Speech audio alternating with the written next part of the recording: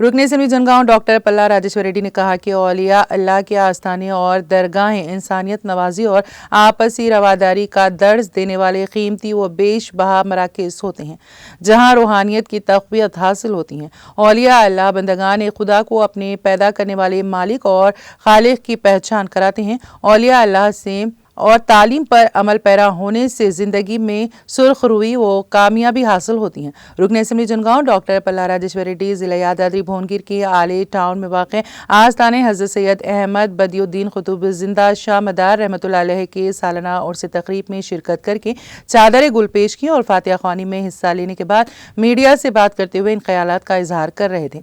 उन्होंने कहा कि तेलंगाना रियासत में हिंदू मुसलमान भाई भाई के तर्ज पर ये एक दूसरे के मजहबी त्योहारों और रसूमात में शरीक होकर पुरअमन समाज के क़याम में अपना अहम किरदार अदा करते हैं।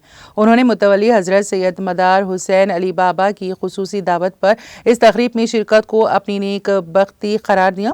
इस मौके पर अलहाज मोहम्मद मसीहुर रहमान जाकिर पटेल सदर जामा मस्जिद कमेटी जनगांव, माविन रुकन बल्दिया मोहम्मद याकूब पाशा के अलावा दीगर मौजूद थे।